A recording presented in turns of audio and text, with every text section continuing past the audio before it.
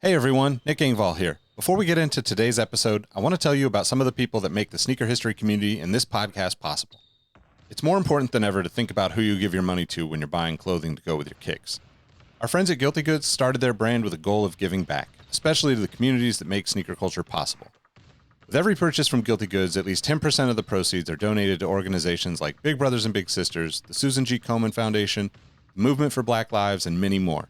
You can save 30% on your order by using the code HISTORY at guiltygoods.us.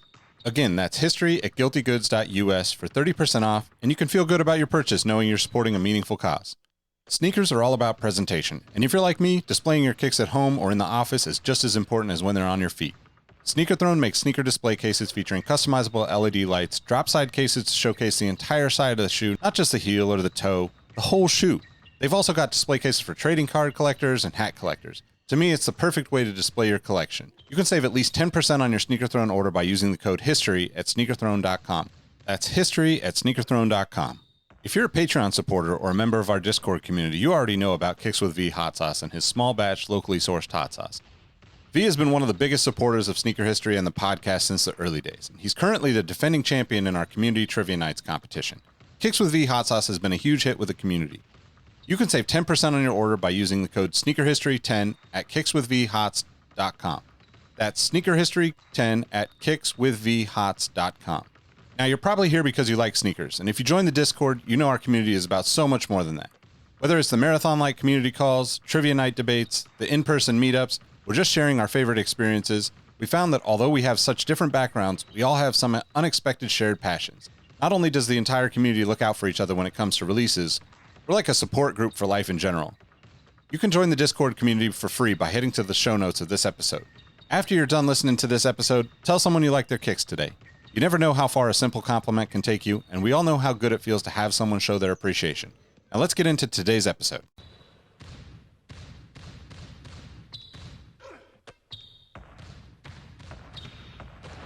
Jordan trying to shake off Starks. Oh, one of those has gone. LeBron James with no regard for human life. 12 seconds. Bryant for the win. Iverson against Gill. The crowd on its feet. Allen for the win. Welcome to the Sneaker History Podcast. What up, what up? Welcome to another episode of the Sneaker History Podcast. My name's Nick Engvall. I'm with my guys, Rohit and Robbie, to talk about ComplexCon. I didn't get to go. Rohit didn't get to go, but Robbie did make the trip to the beautiful. Doesn't tell me Robbie is the most swaggiest member of our bunch, and he deserves to go. Oh, yeah. Because if there's anything about Robbie's shoe game, it's hype, and I mean that in the most respectful way. Yeah, they don't have enough old man shoes for me there, and I'm not talking Monarchs. But what's good, guys? How you been? Rohit, please. I was just going to say, I'm honored to be on this panel today with a fan of the best team in California when it comes to basketball, and Robbie, because my goodness, the Sacramento Kings. Oh boy. Who would have thought? 7-game win streak, and it got snapped today. So whenever you hear this, just realize Trae Young did as New Yorkers think he does, which is he took away Nick's heart and took it in his hand and crushed it like a grapefruit. So boo to you, sir. Well, it's funny because as a Kings fan, you know, like this win streak is the best in like 20 years or something, right? So like you can kind of imagine my life is people seeing you with a Kings hat and saying, Kings fan, huh? And then now, like, I actually have a reason, like, to wear it, and people can be like, damn, the Kings are looking good right now. What the hell? So, I mean, I'm wearing it either way, but it's just nice to get a little bit of a different reaction from people. So, and that logo is nice. People sleep. And it's one of my favorites for sure. Is it a lion? Yeah. Liony. I mean, it's funny, Nick, you would have fitted with me just fine at ComplexCon because I got many comments about how I was wearing bricks. I was wearing my pro leather Kendrick Lamar's, thinking I'm in Southern California. You know, that's the thing to do. And it was not the shoe of the hour. Let me put this out there. For as much hate as we have for two different lines, Kanye and Panda Dunks were both in full effect at ComplexCon. I saw bountiful amounts of both. That was interesting to see. I was definitely taking note of everybody's footwear, and I was the only person I saw in Kobe's. I wore my PJ Tucker Kobe 5s. Huge mistake. Very uncomfortable for walking around for the amount of walking I did. And then the Converse, and I was very quickly, one of the pickups got put on my foot both days. I ended up wearing these damn green Crocs for 2 days straight because the two shoes I wore at various points got taken off and replaced with these. So it was a good experience as a 33-year-old, and it being my first time. We're getting old. We're definitely aging out of buying a pair a week or buying a pair from every booth. I wanted to buy so much stuff, but I had to just keep thinking, you have X amount of baggage space. You have X amount of space at home. Be a grown up, say no to drugs. But it was a good time. I had a great time. I had a lot of fun being out there.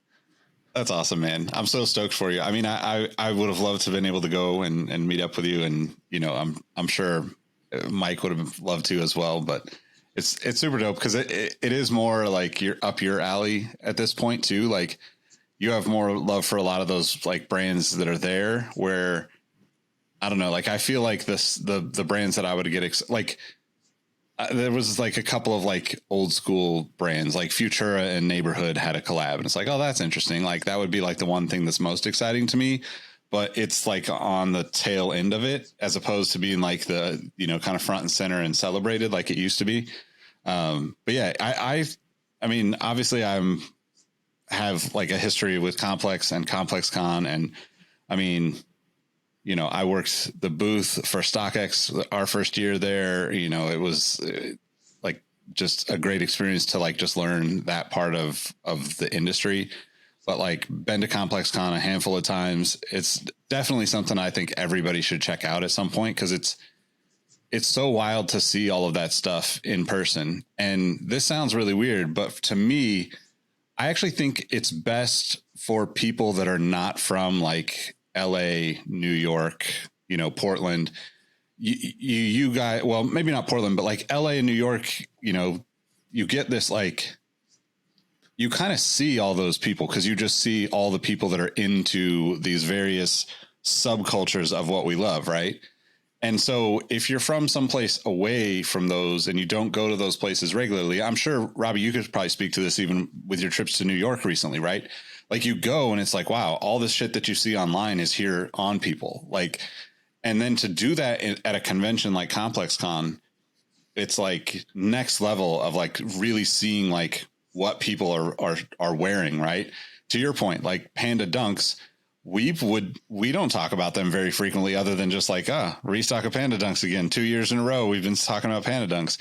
But then when you go and see all these people in one place, you're like, damn, like probably, you know, 20% of the people that are rocking Panda Dunks is like, it's kind of like a white on white Air Force One for this generation. So yeah, it's such a cool experience. I'm super stoked that you got to go. Cause I mean, you know, it's on top of that, it's just cool to meet all the people. I'm sure you had the experience, like going to an event like that when you've met people on social and on the internet for a decade is like a game changer because you actually get to see people in person sometimes for the first time, but you feel like you've known these people forever. Right. And that's like such a cool experience to me because it's kind of like when we got to do the sneaker history meetup in Seattle, right? It's like we've all literally spent hours on calls with each other talking for the last few years in the Discord. And then all of a sudden you're like, damn, like, oh, you're way taller in person. Exactly. Yeah, you could have said it better myself. A lot to do there. Almost stimuli overload, but plenty. So do you guys want to go at the question route? So how do we want to start, Rohit? You want to start with one? I think let's do this. Let's follow the format as best we normally do, which is what did you rock? What did you cop? And then from there, we'll segue into highs, lows, and in-betweens, because I think for me, I'm looking forward to reliving ComplexCon through you as my avatar of Hunter S. Thompson when it comes to the sights, sounds, feels, touches, tastes, all of it. Just Fear and Loathing in Los Angeles is what I'm looking forward to from Robbie here today. I'm going to just pause right there and say we are the only sneaker podcast in the history of sneaker podcasts with a reference to Hunter S. Thompson. I'm confident in saying that. Unless we've done it before. I'm killing it for the 60 and 75 demographic here. So that's why I'm here, to truly make sure that when advertisers listen to this, we are covering all demographics. So if you want us to pump out commercials for sneaker cleaners, got you. You want us to do it for Depends, and I'm not just talking about the baby diapers, we got you as well. Medicare, Obamacare, whatever you need, AARP. We can sell it. We will not be bogarting. AARP without R, and that's what my name starts with. We will not be bogarting the information. Another old person reference. No. Man, I mean, so I brought up the fact that my shoes were bricks in 2022. And Long Beach, no one likes Kobe anymore, apparently. I'm kidding. A lot of Laker fans out there. But no, I kid you not. So this Salehe Croc, my second pair in about as many months, in 2 months. And these were commonly on my foot all weekend. Not his specifically, but Crocs had two big presents. They had their individual booth where Salehe was for a bit. He actually gave me a solid 5 minutes of his life and had a pretty darn good conversation. And he likes my mustache. It was a joke because I was like, if you're coming from the Pacific Northwest, you must have mustache. And, you know, he was showing off a pair of New Balances that are coming out, I believe, in the next couple months. I'm not familiar with the model off the top of my head, but looks like fuzzy soft pink and some purple on there. I can't think of the model name. I had to like tip my brain and it just won't hit. But he was hanging out. They had 9 different colors of the Salehe Croc. I think that's every one released so far, or damn near close to it if you have 9.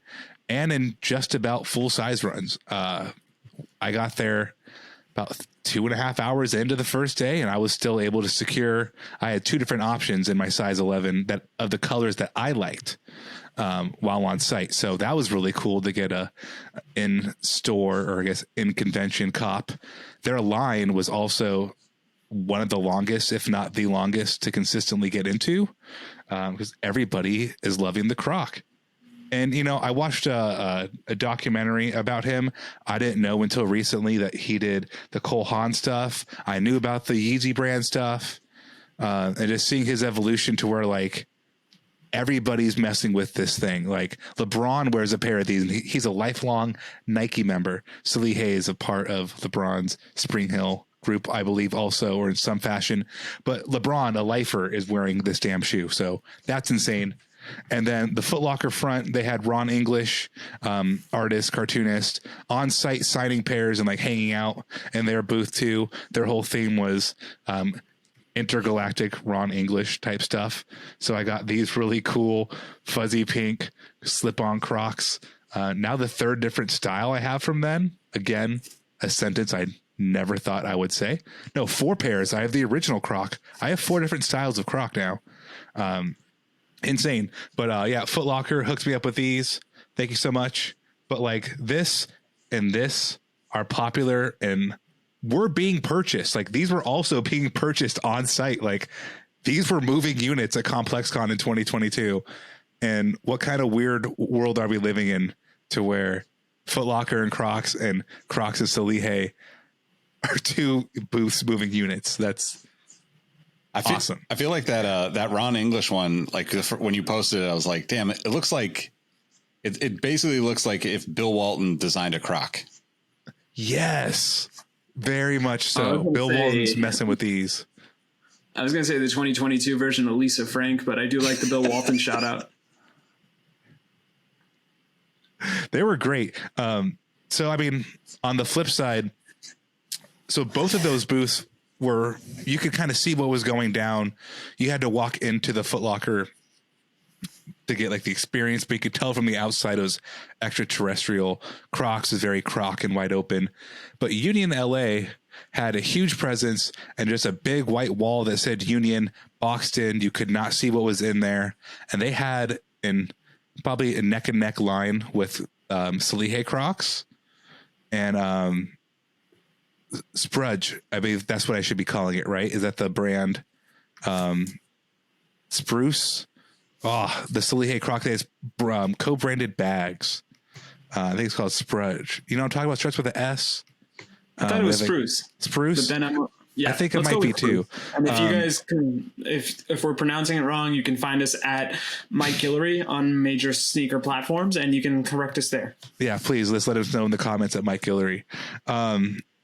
They had a lot of openness, but the union, you could not see what was going on until you got in there. And once you were, it was very cool art install, like 5 different little installs in one area. The coolest being a popular trend of a mix of hip hop, sports, video games, and like a fake bedroom motif, like poster style with everything. They had a pair of Union Dunks there. Looked really, really cool. Like what a extremely rich and hip kid from like 2002 was living like. Very, very cool. But the clothing, so there weren't any shoe options. They didn't have any Union Jordans or any collabs, and that's fine. You don't have to at every booth, but just really expensive clothing and retro motifs. And I feel like that was a pigeonhole a lot of companies put themselves in to with various degrees. We all have Instagram. Listeners, you have social media. You've scrolled down your feed. Name an artist you like, close your eyes, and you can find a t-shirt of it in a retro format right now. It could actually be old. It could be fucking Billie Eilish, who's popular right now, and it gave her like an Aaliyah looking t-shirt for Billie Eilish. You know what I mean? Like those things are very just cool now. And I get it because it is cool. So it's just growing, and it's like, it's a weird phenomenon, I think, because for so long, those things were cool because you could find them at like a thrift shop for like $20 at max for like, oh, I found this really great throwback Judas Priest t-shirt for $8. Sick. And then you have Harley Davidson and Neighborhood releasing like $100 t-shirts with Thunderbolt Harley Davidson logos on the front. And a couple brands I really liked. I mean, the PSG install, Paris Saint Germain, with Vendy, the artist collab that's kind of umbrelling over ComplexCon. I bought one of those t-shirts and it was $65, and it's just like, it wasn't Jordan, it wasn't a Nike dry fit. That's why I did it. I like checked to see like it was actually like made outside of the Nike umbrella. I was like, I'm not paying $65 for a Jordan dry fit. And luckily it was not.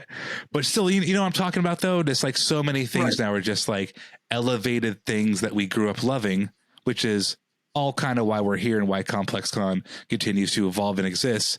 But at the same time, how many $50 to $150 throwback t-shirts can you put in one room? And it's like fucking piranhas. It's like they're all trying to eat out of the same thing.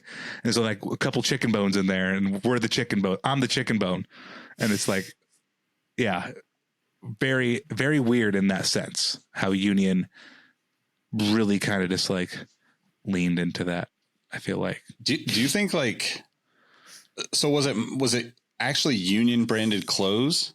Like, is it their line, or is it like a mix of stuff they carry? They didn't do like the artist representation, and Harley Davidson graphic tees wouldn't be a great description of what they were selling. They were just selling throwback looking things with the Union logos on a Union brand, like Kith, right? Yeah. I think that's what the push might have really been, to have their inline stuff really be showcased at ComplexCon. And that's great. But as someone who already was wearing like 3/4 Kith in there, and I like a couple other brands, there's no room for Union originals at that price point, which was a very high price point. And it's like, some of this I like, but like $60 like for this hoodie. I don't $360 like for that hoodie. Yeah. Yep. Oh man. I mean, let me get this out though. Okay. Just on that same kind of wavelength of not having to have shoes. J Balvin, he had a whole booth out there with his little, it looks like Kid Robot, but he has a little action figure. I don't know who makes it. I didn't really take stock in who the collab of who's making the action figure, but they had his action figure, the J Balvin Monopoly board, which I bought. Rowett will be playing that at Monopoly Thanksgiving tomorrow. Hopefully we'll open up the J Balvin board, play some Monopoly, and a full, and I mean hefty full size run both days of the J Balvin 2s and matching Jordan brand jackets, like varsity jackets, kind of insane price point on that too, but every varsity jacket's at a higher price point. So like not going to knock Jordan brand for that. That kind of comes with the territory of the garment, but super excited and was super happy to see that because if they had my size 12, I would have bought a size there, but it was gone before I got there, and that's okay. But to see like a brand entity artists like J Balvin and Jordan brand show up kind of on the sneaky and just have all that inventory there. I saw everybody from like 8-year-olds literally trying on the size 4.5 J Balvin 2 and walking around the booth like it's a Foot Locker, to like people my age to people older than me in their 50s, like enjoying and buying the J Balvin 2 and like interacting with the glowing tongue. And just like, if you haven't seen that shoe before, or like Nick was saying, you've never seen it in person, you know, you're from a part of the world or a part of the US where it's like no one's wearing the J Balvin 2 because maybe that's not Indiana Steez or whatnot. I've seen it 5-6 times in Portland. I like it every time. That's why I wanted to buy it. But so many people having genuine oh shit reactions to like the jacket and the shoes lighting up, and this like the dancing Monopoly guy, he was like crumping and stuff. He was having a really good time. Wait, Uncle Moneybags was there? Uncle Moneybags was there. Now I have FOMO. He was hitting it. And that's why I bought the Monopoly board. But yeah, so like Union, not having the shoes and having other stuff, little under successful comparatively. But then you had like Jordan brand and J Balvin, like, here's what we've done recently. Here's a lot of it. If you want it, it's here. And I mean, size literally 4.5 all the way up to like 15. Like they had size runs. Yeah, that's pretty dope. The 12 was popular, and 12 always goes fast in those kind of shoes. You know, Jordan basketball things bigger feet people like myself and Nick typically wear, but that was really cool. I love that jacket. I don't know if I would wear it because it's just a little too bright. It's tough. It's so it's nice, like a pastel. Man. Yeah, very very cool. Actually, just not to just keep dominating, but I'm the one that went. I'm sorry. I saw. Yeah, right. I saw. High screen pick and roll. What really, I just wanted to kind of touch on this. So I was talking shit about, you know, the retro t-shirt and the retro stuff. That kind of parlays into another very polarizing subgenre of sneakers, which is like the authentic bootleg sneaker. McDowell's brand was, they had a great install. They had a visual, like their booth, you could see it from a mile away, and you kind of walked into it like it was a locker room. And then it was like a very tight stock room in that space in the back. So I felt like you were in, I sent you guys a photo. There's like a whiteboard with like motivational stuff, and you're kind of weaving through shoes, but you look on the wall, and listeners, if you Google it, or if you have Instagram, look it up, the McDowell's Mac Attack, the McDowell's brand Mac Attack, the John McEnroe shoe from like 86, I believe, something like that. 86, 87. Okay, time out. Did you know that we have an entire network of podcasts? That's right. It's called the Retrospect Podcast Network, and it includes a number of shows that you might like if you're enjoying this one.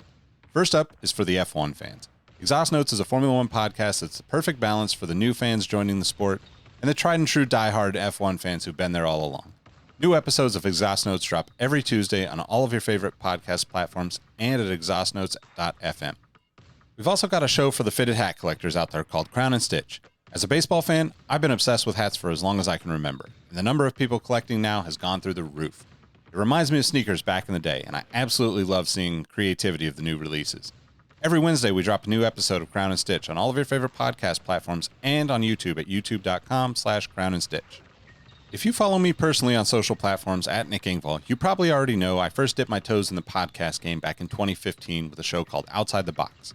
Originally hosted by my friends Brandon Edler and Jacques Slade, it eventually evolved into a show with Tiffany Beers, Jacques Slade, and myself, and then into an interview series with some amazingly creative guests. While the show has gone through a lot of changes throughout the years and is currently on hiatus, A lot of people have been enjoying past episodes recently, and I'm excited to say I have new episodes in the works for the new year. We'll be adding new podcasts to the Retrospect Network in the coming months as well. In fact, if you'd like to advertise on any of the shows, be a guest on any of the shows, or even talk to us about getting your own podcast started, reach out to us at podcast@sneakerhistory.com and find out more about the podcast network at retrospectpodcast.com. He's never making that shoe again, or if they do, they're not calling it the Mac Attack. And McDowell's brand had that option for people, and it was doing very well. The Not Jordan 1, which is like, it was just funny thinking about that as people were also unanimously and collectively complaining about the Lost and Found 1 release, because it was that same day, earlier that day. And anything you complain about, like the Lost and Found Air Jordan 1, like you can't get it, only the good colors go away, the materials were good this time, so I wanted it, yada, yada, yada. All those things that make that shoe elusive and others, Jordan's elusive, McDowell's brand will give you on the spot. Materials were premium, colorways were on point, shape was like everything you want. But I was talking to a friend about it, and it's like ordering you're like a huge carnivore, you love meat, and you order a huge ass Philly cheesesteak, and they give you a vegan Philly cheesesteak, and you're like, I know this has all the stuff that I like about it, but like my fundamental thing that I wanted was a big meaty bite of cheesesteak, and this is vegan, and it's not the same, and I'm sorry, there's nothing wrong with your vegan, but it's not what my mouth wants. And it's like, that's what will always keep those shoes back for me. I don't care if you wear fakes or whatever they're marketed as, but fundamentally those damn good looking Jordan 1s are not Jordan 1s. So they're fundamentally vegan meat when I was looking for a cheesesteak, and I just will never pull the trigger. Personally, I will not. Borden one. I couldn't, dude. I couldn't get the Borden one. But their clothing, their retro t-shirts, their Jordan, Kobe stuff. They had a lot of other styles. So good. The Jordan UNC shorts sold out right away. I couldn't get a pair of those. I was trying, but every garment they were making, oh my God, so good. Like McDowell's brand, go buy some. I got in an argument with the booth person working there because I wore a large, and the guy was telling me, go a size down. We purposely fool everybody by messing our sizes up. If you're a large, buy a medium. If you're an XL, buy a large. It'll fit right. No returns. I was hesitant. I get back home. I try it on. I was like, God damn it. The guy was right. A medium is a perfect large. So keep that in mind. Do not buy your true size. Go a size down. But just I was going to say, amazing. You essentially found the dumb Starbucks of apparel, because they seemingly were only put on this earth to troll. And by the way, your comment about that's not what my mouth wants, probably the best that's what she said joke we've ever had in the history of sneaker history. That's not what my mouth wants. But this is what my heart wants. This is a great looking, heavy cotton, fits perfectly for a medium. Fuck, I would never have thought that. But like, this is the swap meet t-shirt that used to be $8 at the Rose Bowl fucking swap meet, right? Now it's just like, yeah, a lot more money for that, but it's really good. I'll do a whole review of stuff I bought in the coming day, maybe after some Thanksgiving drinking, who knows, most likely on Friday. But a couple good buys. But yeah, this I had to finish with this thought in that same blurb if I'm going to talk crap about graphic t-shirts being expensive and stupid, and I bought a really good one that wasn't stupid, so sorry. I mean, I think it is kind of interesting because like that, the McDowell's brand stuff. I think we should just call the show, Nick. It was just, I felt like I was there, like the sights, the sounds. Robbie, did you run into anybody that either recognized you and was like, oh my God, are you Robbie from Sneaker History? Like, oh God, can I get no. a shout out? And thank goodness. No. Yeah, no, Joe LaPuma's worth it. He's a handsome ass dude. Like the Complex people were being followed around like they were Kanye, and you put the work in and you work at the right place. ComplexCon, that's the joke there. That should happen. But no, thank God, not one person even batted an eye at me, and that's the way I like to operate. Honestly, I have sunglasses on the entire time too. I had sunglasses and a hat on because my eyes were like barely open, so I was really tired. So I was like, yeah, sunglasses on the whole.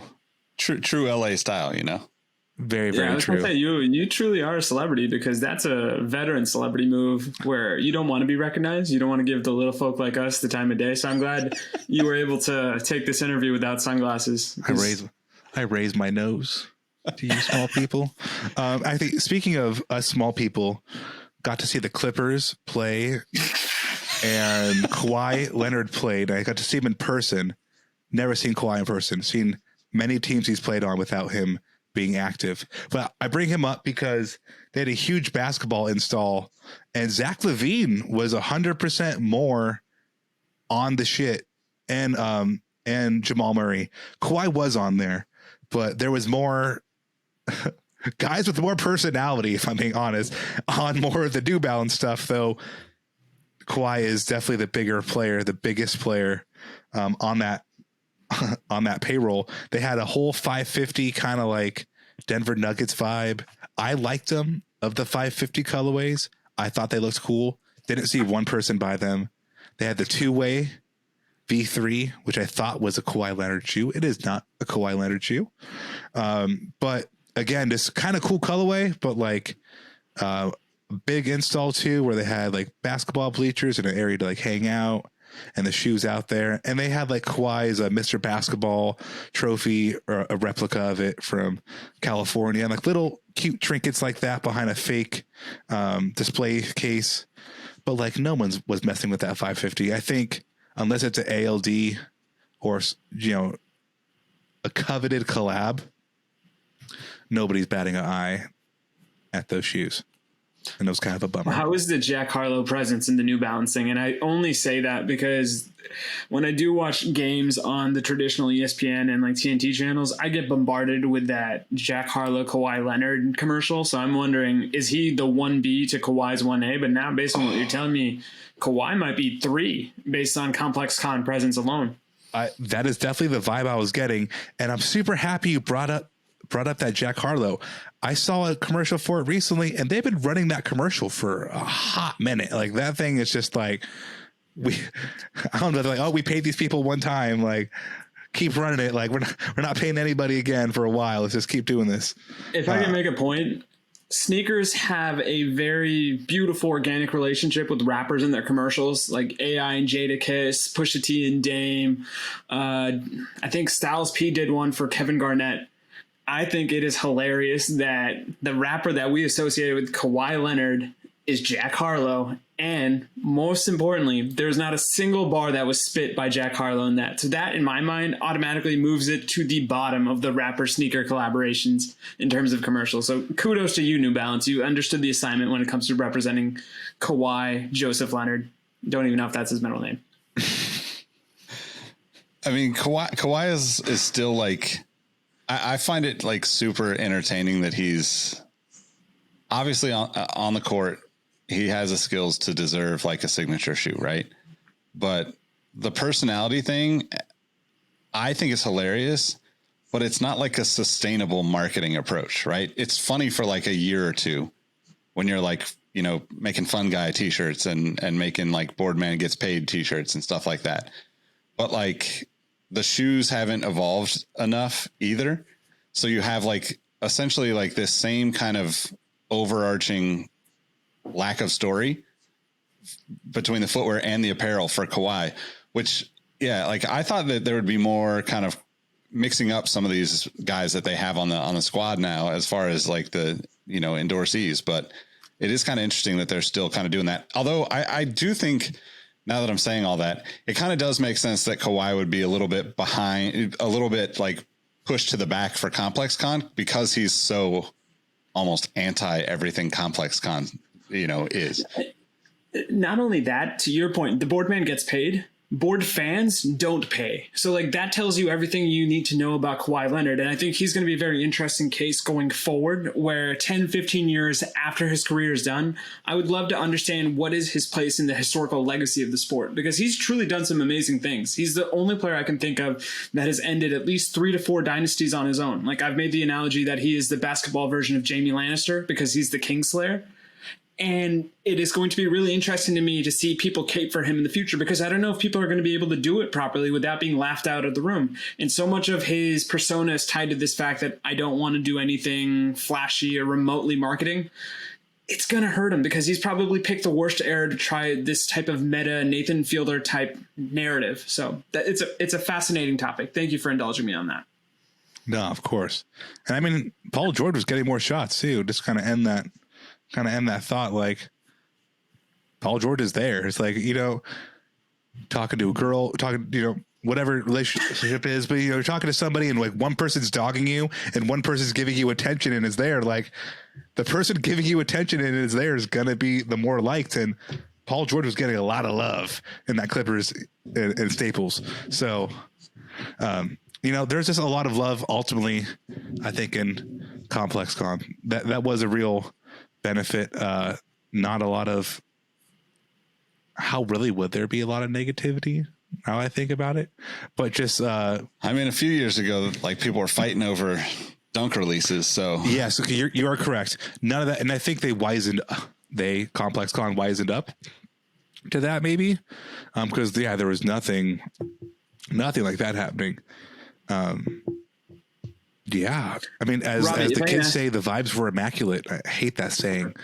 But, speaking of vibes and being immaculate, what would have been your dream booth this year? If you could cultivate a booth or an install around a particular product or a particular brand, what would that have been for you?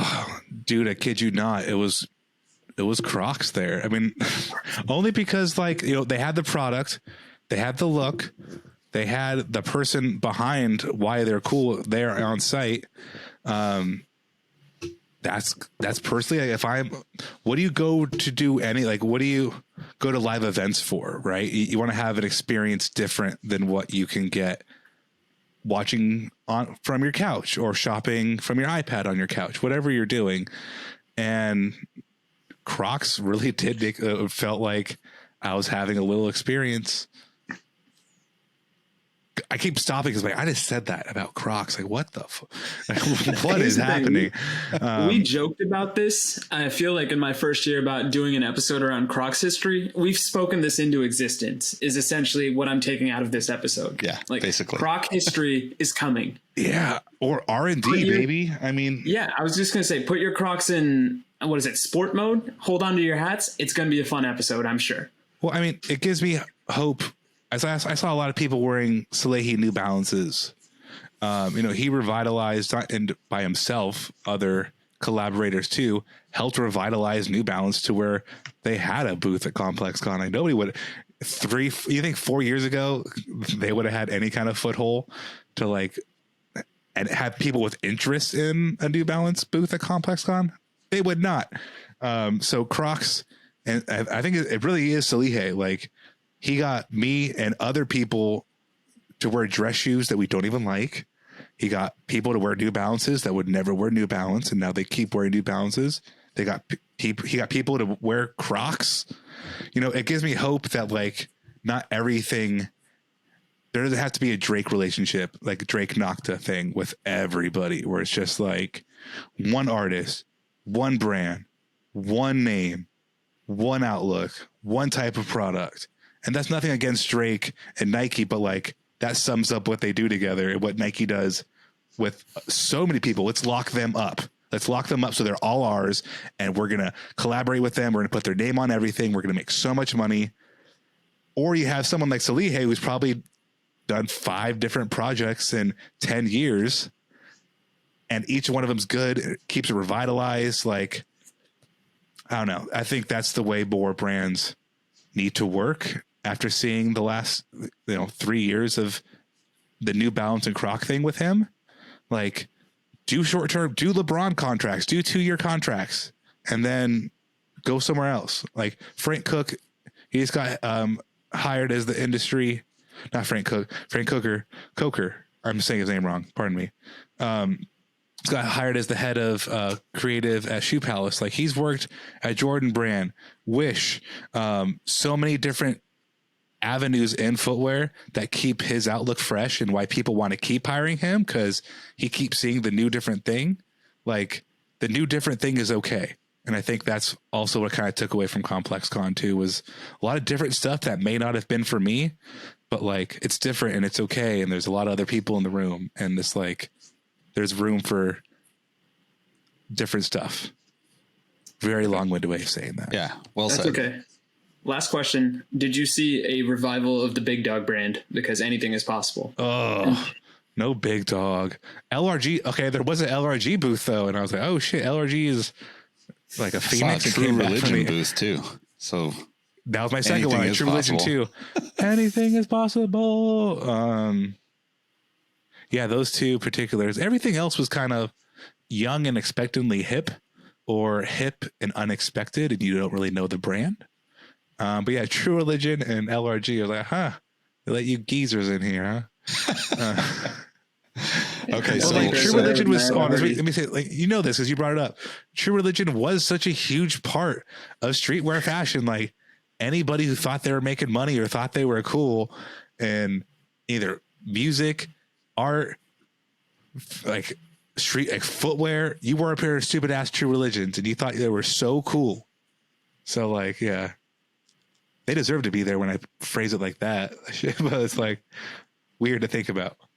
Nothing pairs better with my Ed Hardy collection than True Religion, so I thank you See, for that. That's the funny thing, but the footwear was a crispy. That person wearing that Ed Hardy stupid T-shirt in True Religions also had a crispy pair of like lightnings on or something. Like so they had some heat, and it's like the clothing was dumb, but the footwear was immaculate. Like so as true. says someone who did it.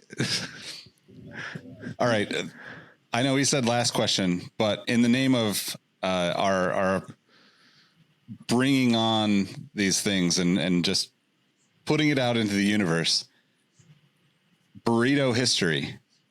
I'm just putting it out there, but I don't expect you to have eaten a burrito at ComplexCon, did. but I do know that the food at ComplexCon, shout out to First We Feast, had to have been amazing. So what'd you eat?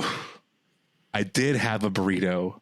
Yes. And contrary to what you just said, it was no good.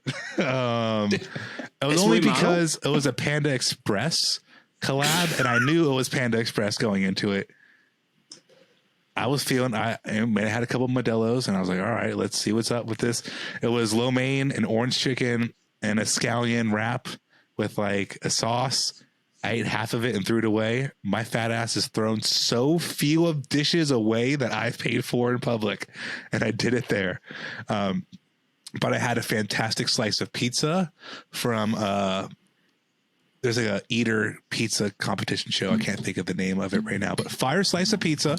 I had with Dandon from the Discord. I brought him with me on day 2. We got these pretty much Krispy Kreme donuts filled with very delicious Cookie Monster ice cream. So it was hot dough, glazed dough with cold ice cream. And the piece de resistance was the $25 lobster roll, which is stupid expensive for a lobster roll, but she was overflowing. That lobster roll had easily She dummy thick. she read, and that lobster was it was thick. It was bountiful. It had Voluptuous. salty, butter crispy like bread. Really good. Not $25 good, but that's with the territory, be it ComplexCon I or was going to say, Disneyland. this is a bit of a flex, so apologies in advance. $25 is probably the cheapest I've ever heard for a lobster roll, but I've only had lobster roll in Cape Cod, and that'll be the most Republican thing I say all episode, so thank you guys for that. Yeah, how was Martha's Vineyard? I'm kidding. That's exactly where I had it, and it was delicious, but it was $34. Damn, they got you. For that. Yeah, Southern California then did show the love. But I mean, no, nothing was egregious. And above all, I had a great time. So That's awesome. more to come. I got so much more I have to post on Sneaker History. So when I annoy everybody on that feed, just know for once in my life, I attentively took photos, and I will be utilizing that because I can count the amount of times I've been attentive at something on one hand. So Make it a reel, too. So Yeah. that way we continue to follow the youth into the next generation. make it real so I know it's real. Yep. Right on, man. I'm glad that you got to go. Good to hear you had a good time. And yeah, make sure you follow at Sneaker History and also follow Robbie. Let them know how they can find you. You can find me at RAHBEE702. Rohit, how about yourself? You can follow me on Twitter for God knows how much longer, at Roheezy, and on Instagram. And I just signed up for a new one called Hive because I desperately am going to need a Twitter fix whenever Twitter's down, and Hive seems to be it. Also at RohitM13. Nick, how about yourself? All right. Well, at Nick Ingval, obviously on Twitter as long as that lasts, and pretty much everywhere else too. So looking forward to checking out this new platform, and looking forward to seeing the rest of Robbie's photos from ComplexCon. We appreciate all of you rocking with us, listening, tuning in. Leave us a review if you haven't already. Hit that follow button on Spotify. If you're on YouTube watching this, hit that subscribe button. Leave us a comment, especially if you went to ComplexCon, so maybe next year we can actually connect with you in person. Thanks for supporting. We'll catch you next time. Peace. Peace. Hey everyone, this is Nick again. Before you take off, do us a solid and head over to Apple Podcasts to leave us a review. Give us a rating on Spotify and Amazon Music, and make sure you're subscribed to our YouTube channel because we have even more video content coming soon. Speaking of new content, we have an amazing community of sneaker enthusiasts that hang out in our Sneaker History Discord on a daily basis. While sneakers is a connection point that brought us all together, we've all discovered countless shared passions that we have in common with each other. We recently launched a couple of new podcasts directly from our community. One of them is a Formula One podcast. If you're an F1 fan like me, the Exhaust Notes podcast is your weekly fix of Formula One fun. It's hosted by myself, Rohit Malhotra, and Todd Yates. New episodes drop every Tuesday. I've been wearing fitted hats for years and collecting my favorite teams since I was a little leaguer. It has been awesome to see so many new fans getting into fitteds in recent years. Crown and Stitch is our new talk show about fitted hats with Dexter, Keith, and myself, where we talk about fitted hats, snapbacks, throw in some obscure hats because we all kind of like some funky stuff once in a while, don't we? Copping, collecting, and so much more. New episodes drop every Wednesday. Hit the links in the show notes for this episode to give our new shows a listen, and be on the lookout for more new podcasts dropping soon. Last but not least, tell someone you like their kicks today. You never know how far a simple compliment can take you, and we all know how good it feels to have someone show their appreciation. Thank you all for the support, and we'll catch you on the next episode. Peace.